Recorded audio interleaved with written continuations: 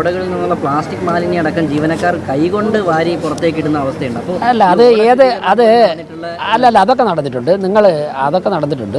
ഏതെങ്കിലും സാഹചര്യത്തിൽ അങ്ങനെ ഉണ്ടെന്നുണ്ടെങ്കിൽ ആ ഉദ്യോഗസ്ഥർക്ക് കർശന നടപടികൾ സ്വീകരിക്കും. കാരണം എല്ലാ ഉദ്യോഗസ്ഥർക്കും മതിയായ സൗകര്യങ്ങളും മതിയായ കാര്യങ്ങളും നേരത്തെ തന്നെ ചെയ്തിട്ടുണ്ട്. അതൊക്കെ തന്നെ പർച്ചേസ് കമ്മിറ്റി ഇരുന്ന് കൃത്യമായിട്ട് വിലയിരുത്തിയിട്ട് ഉപകരണങ്ങളൊക്കെ തന്നെ വാങ്ങിക്കൊടുത്തിട്ടുണ്ട്.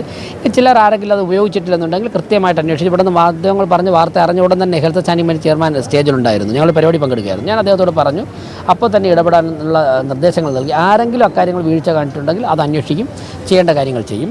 എന്തായാലും വളരെ വലിയൊരു ഇടപെടൽ മുൻപ് നമ്മുടെ തിരുവനന്തപുരത്ത് നടത്തിയ ശുചീകരണ പരിപാടികളുണ്ട്. അതുപോലുള്ള വളരെ ബൃഹത്തായ കാര്യങ്ങൾ ചെയ്താൽ മാത്രമേ, ഓപ്പറേഷൻ അനന്ത പോലുള്ള ബൃഹത്തായ കാര്യങ്ങൾ ചെയ്താൽ മാത്രമേ, അന്നൊക്കെ കുറേ പരിഹരിച്ചിട്ടുണ്ട്, ചെയ്താൽ മാത്രമേ ഈ പ്രശ്നം ആത്യന്തികമായി പരിഹരിക്കുകയുള്ളൂ. ഇപ്പോൾ കാലവർഷം വരെയാണ്, ഇത് വേനൽ മഴയാണ്. അപ്പോൾ ഇനിയും കാലവർഷം വരുമല്ലോ, സ്വാഭാവികം, നമ്മൾ ഇതുവരെ തടഞ്ഞിർത്താൻ പറ്റും. ഈ ശുചീകരണ പ്രവർത്തനങ്ങൾ അതൊക്കെ ചെയ്യാൻ പറ്റുന്നത് പോലെ നേരത്തെ 1.5 മാസം കൊണ്ട് മുമ്പ് തന്നെ തുടങ്ങി. എല്ലാ വാർഡുകളിലും, ഇവിടെ മാത്രമല്ലല്ലോ, 101 വാർഡുണ്ടല്ലോ, 101 വാർഡുകളിലും ശുചീകരണ പ്രവർത്തനം 1.5 മാസം മുമ്പേ ആരംഭിച്ചിട്ടുണ്ട്. ഇവിടുത്തെ തമ്പാനൂർ പഴവങ്ങാടിയിലൊക്കെ പ്രശ്നം ഇന്നോ ഇന്നലെ പെട്ടെന്നുണ്ടായ പ്രശ്നമല്ല. അത് പരിഹരിക്കണമെങ്കിൽ ഈ മെക്കാനിസം പോരാ.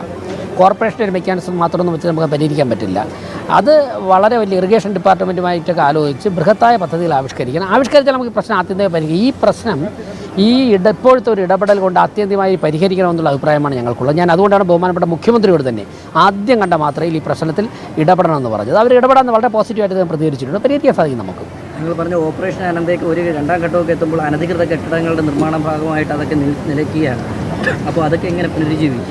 അത് ആ ഘടകങ്ങളാണ് ആലോചിക്കേണ്ടത്. ഞാൻ അത് പുനരുജ്ജീവിപ്പിക്കണം എന്ന് മാത്രമല്ല, അതുപോലുള്ള പദ്ധതികൾ എന്തായാലും നമ്മുടെ പ്രശ്നം പരിഹരിച്ചല്ലേ ഒക്കുള്ളൂ. പ്രശ്നം പരിഹരിക്കാനുള്ള പദ്ധതികൾ സംസ്ഥാന സർക്കാരിൻ്റെ ഉൾപ്പെടെ ഇടപെടലോടുകൂടി ആവിഷ്കരിച്ച് നമുക്ക് തലസ്ഥാന നഗരിയിലെ വെള്ളക്കെട്ട് എന്നേക്കും അവസാനിക്കും. അത് ഞങ്ങളുടെ സ്ലോഗനിലുള്ളത് തന്നെയാണ്. അപ്പോൾ ഞങ്ങൾ 4 മാസം കൊണ്ട് ഞങ്ങൾക്ക് ചെയ്യാൻ 4-4.5 മാസം കൊണ്ട് ചെയ്യാൻ പറ്റുന്ന കാര്യങ്ങൾ ചെയ്തിട്ടുണ്ട്. 101 വാർഡിലും കോർപ്പറേഷൻ ഉടമസ്ഥകളുടെ എല്ലാ ഓടകളും വൃത്തിയാക്കിയിട്ടുണ്ട്. ഈ വെള്ളമൊക്കെ വരുന്നത് കോർപ്പറേഷൻ ഉടമസ്ഥകളുടെ ഓടകളിൽ നിന്നല്ല. ഞങ്ങളതിൽ നിന്ന് ഒഴിഞ്ഞു മാറുകയല്ല, മറിച്ച് വസ്തുത മനസ്സിലാക്കണം. കോർപ്പറേഷൻ്റെ ഉടമസ്ഥലുള്ള എല്ലാ ഓടകളും ഞങ്ങൾ ക്ലീൻ ചെയ്തിട്ടുണ്ട്. ക്ലീൻ ചെയ്തതിന് ശേഷമുള്ള മണ്ണ് അവിടെ നിന്ന് അപ്പം തന്നെ മാറ്റിയിട്ടുണ്ട്. അപ്പോൾ പരമാവധി കാര്യങ്ങൾ ചെയ്തിട്ടുണ്ട്. ഇനിയും ഇപ്പോൾ മഴ വന്നപ്പോഴാണല്ലോ ഇത്രത്തോളം ഇങ്ങനെയൊക്കെയുള്ള സാഹചര്യങ്ങളുണ്ടെന്നും കൂടി കൂടുതൽ വ്യക്തമാകുന്നത്. ആ ഘട്ടത്തിൽ ഇറിഗേഷൻ ഡിപ്പാർട്ട്മെൻറ്റ് ഉൾപ്പെടെ ഇടപെടലുകൾ ഞങ്ങൾ തേടുന്നുണ്ട്.